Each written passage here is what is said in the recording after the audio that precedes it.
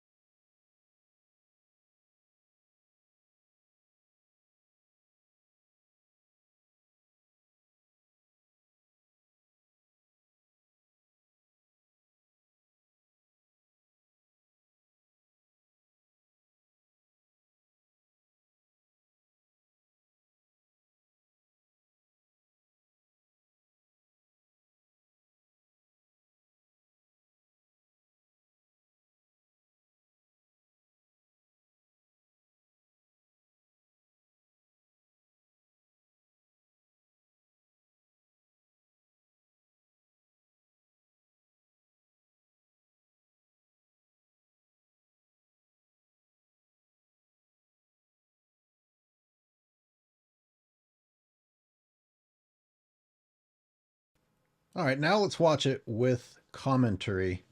And, I realize this is small beans and compared to a lot of the problems with Point Reyes, but that's also part of the point. There's so many issues going on. So help me figure out what we're looking at.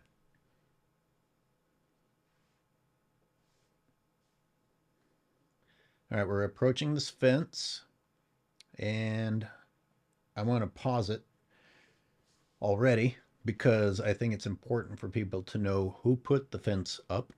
That's ranch land behind there, but the Park Service put the fencing up.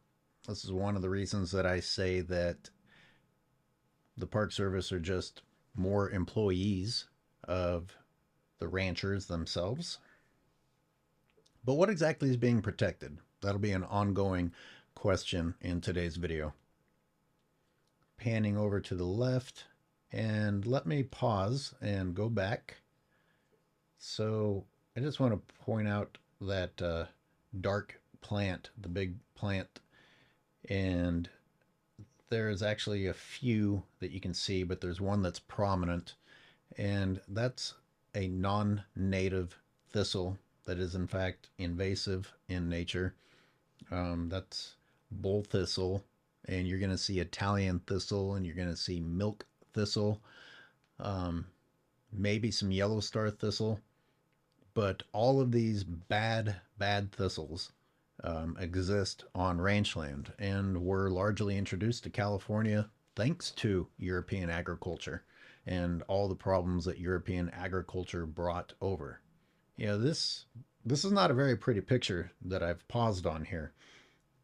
And I think it's important for people to understand that this was once biodiverse habitat, a quote unquote biodiversity hotspot. Well, is that what you're seeing? Is that what you're seeing right here? I'm going to hit play. Let's keep going forward. Notice the quality of the ground, by the way. And notice that there's more of that thistle on the horizon. And we're panning quickly to the left. Now I see some smaller stuff on the ground. I'm going to try and zoom in and see if I can ID it. This is not 4K footage, so the zooming in capabilities are limited. Um, that green on the far right could be a yellow star thistle. The smaller brown dead thistle I believe would be Italian thistle. And then you see the bigger plants in the back. That's more of the bull thistle. And as long as I have it paused, um, you can now see that we have a road on the left and we've got ranch land on the right, basically grazing land. And you've got this side of the road area in between. And I can tell now where we are because that place is embedded in my heart. That cluster of trees there and the white stuff just below, those are the first dairy babies I ever walked up to and took a close look at in my life. It was pretty life altering. Some pretty upsetting stuff once you stop and actually take a look at what's happening. So that means that we're at almost at B Ranch. That would be the lovely Mendoza planetary destruction, animal abusing B Ranch. So this is the road in Point Reyes as you're heading out to the lighthouse and Chimney Rock. All right, let's continue again and go back just a little bit because I see some green on the ground. Most of it's dead and yellow and nasty looking, but you do see a little bit of green, and if you look closely, hints of yellow. You're seeing spillover from the silage fields, the non-native plants that ranchers are allowed to grow out there. You're seeing mustard and radish, non-native plants, non-native varieties of those plants. Um, you know, the Park Service is supposed to be helping restore native plants, and in reality, ranchers are intentionally bringing in the seeds of non-natives, harvesting every year non-natives, even in the pastoral zone, helping non-native grasses grow for their cattle to eat.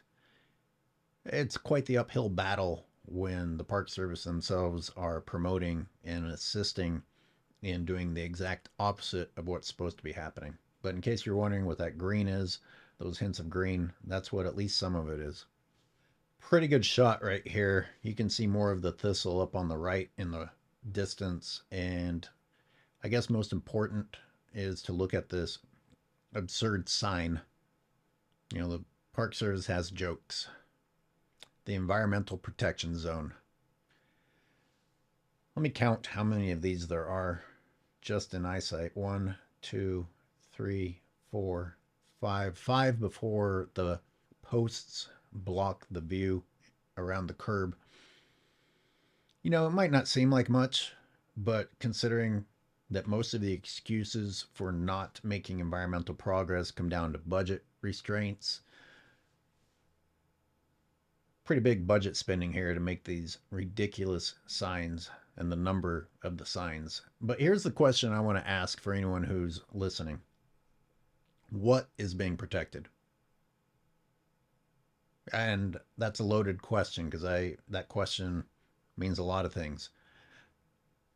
What exactly, in terms of the living creatures, are falling into the category of the environment? And where? Are these signs there to stop people from pulling over on top of where they want some native plants or something environmentally related to grow? Or is this to prevent people from going out into the pastoral zone? Honestly, I don't know the answer. And even if I got an answer from the Park Service, you would have to take their answer with a grain of salt. But the real key to this video is that either answer is absurd. Let me tell you why.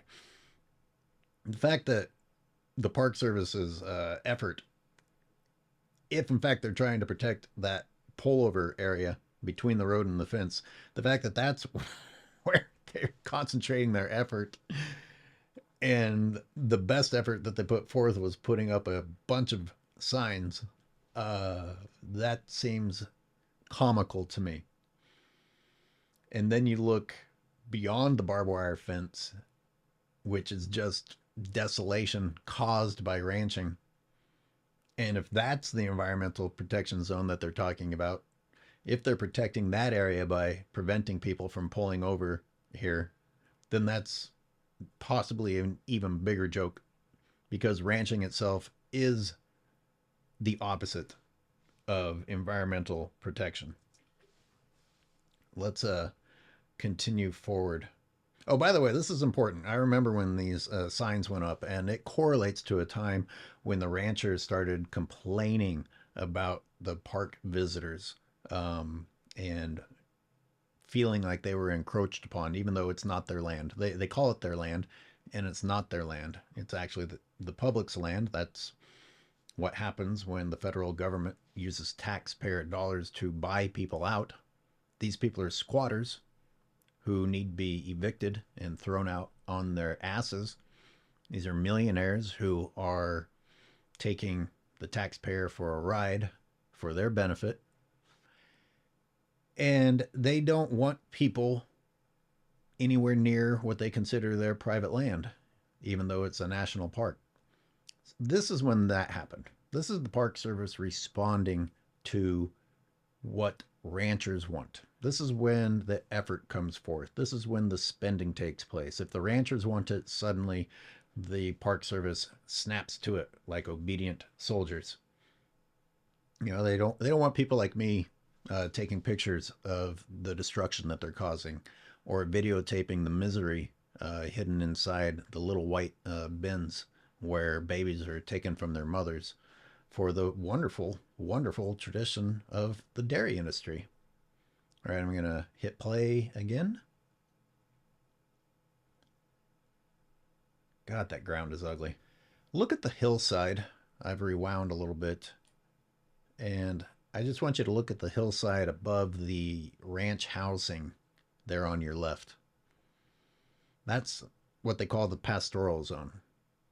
And if you are wildlife, you got to be thinking, screw you. That land has just been abused in a crazy way, and anything native no longer exists. What wildlife do go through there are dealing with a sad shell of what once was there.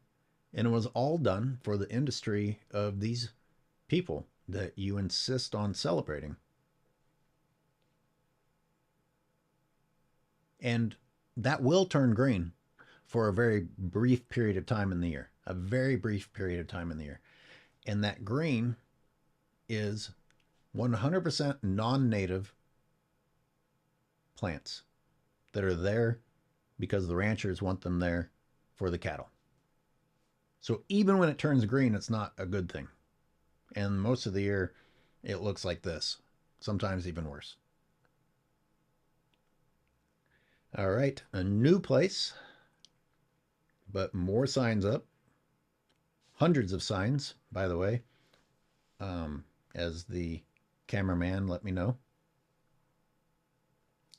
And if you look down at the ground, that is some more of the silage plants, the green ones. And then you see dead fire fuel in the form of thistles.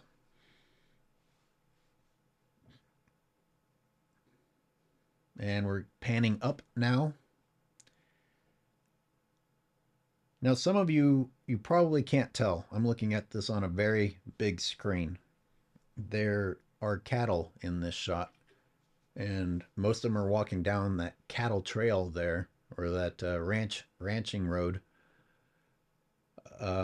So that's the other joke, that if in fact that's the area that's an environmental protection zone, you're really just saying stay out of the cattle feeding area. And you see how sad and pathetic the curbside is in terms of the health of the land and the plants. It just, does it make sense to anybody that that's where the Park Service would prioritize trying to save the environment? And by the way, there aren't many places to pull over in Point Reyes. You have to drive past an extremely long section of ranch land in order to get to the nice parts at the ends that have parking lots. So pulling over on the curb is pretty much the only option that people have if they want to look at anything. Like if they want to look at the wonderful pastoral zone, for example, or maybe you'll spot some wildlife that you want to take a shot of if one is, crossing through the desolated ranch land. It's just an interesting move, an interesting priority made by the Park Service. All right, I'm allowing this to continue forward.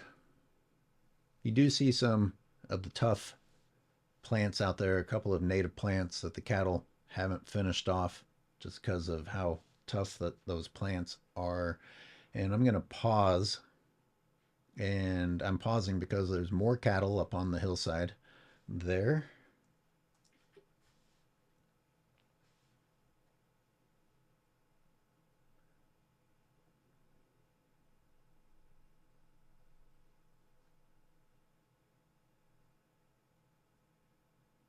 And at the end of the shot, we have a cesspool. Um, that could either be a poop pond where they liquefy manure so they can spray it later, or it's a cattle drinking pond. It actually looks like a human-made cattle drinking pond, but either one of those is not particularly good. Cattle, for some reason, defecate in their own drinking water. Uh, it's probably not a behavior that wildlife engage in. Now, you look at the hillside and you don't see a lot of cattle at the moment, but that's kind of deceptive. There's a crazy amount of cattle out there. But it doesn't take much cattle to destroy land. That's maybe more important than showing you the cattle. It doesn't have to be very many. They're that detrimental.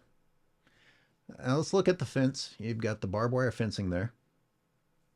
And looking to the left of the fence, you've got the land that's just beaten to hell. That's probably where the cattle walk the most when they're going from point A to point B, maybe as they're trying to get down to this water, or maybe they hang out at the edge of the road. And I see a bunch of dead, dry plants. Um, from here, I would guess that that is Italian thistle.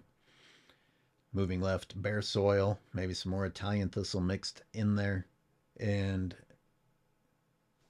let's talk about that cattle drinking pond for a minute. That that one by itself represents more water than the elk have in the entire elk reserve, especially during the dry months. I'm serious. This is just one of many, many ponds built to make sure that the cattle never run out of water.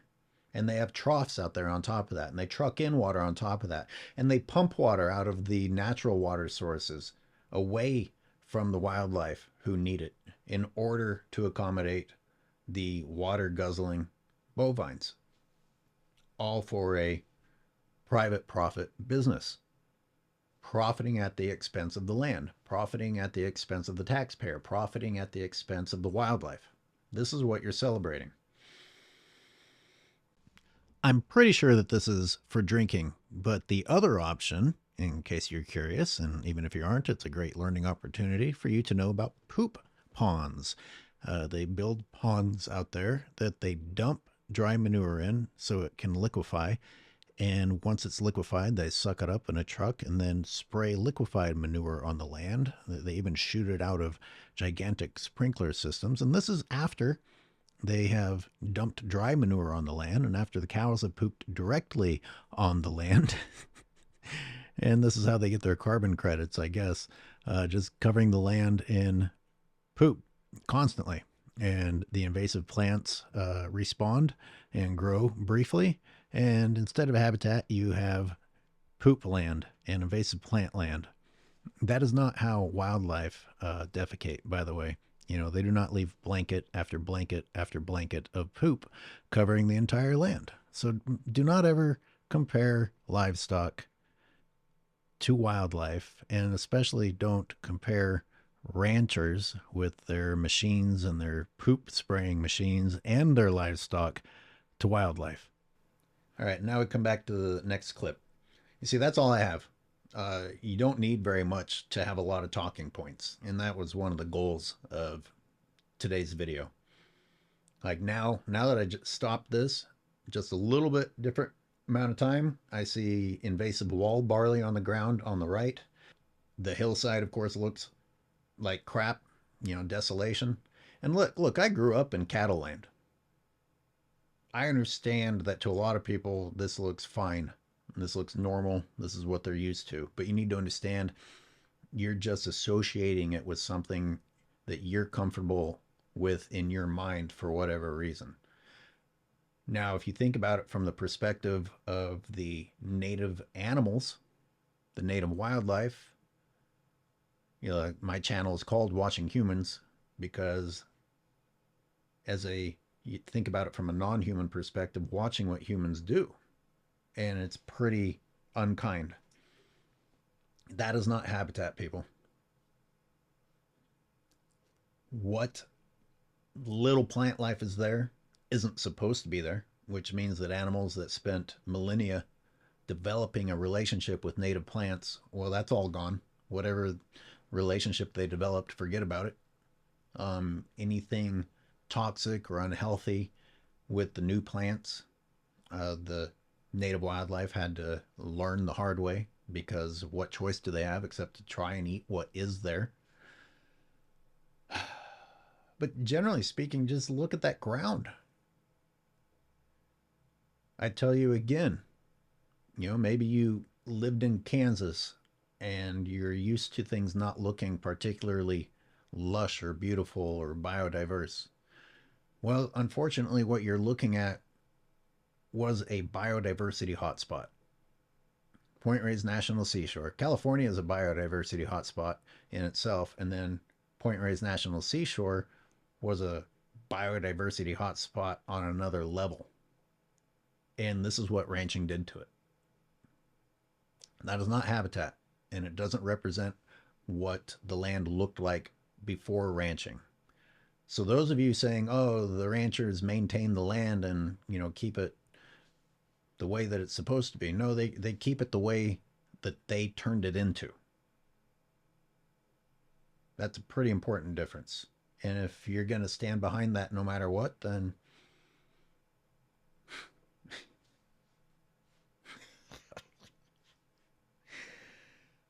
it's a national park, people. Almost all of California looks like this now. And you still want to insist that this has to happen inside of the national parks too?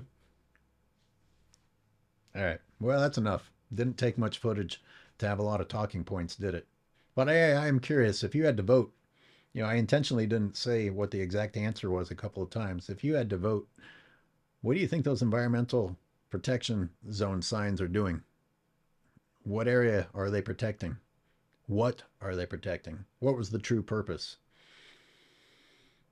Is that a smart investment? Is that where the Park Service's priority should lie when they insist on continuing to allow native animals to die behind a fence in a desolated area that doesn't have quality forage or water, amongst an endless list of other things that I will eventually get to? All right. Thanks for watching. Honestly, put your answers in the comments.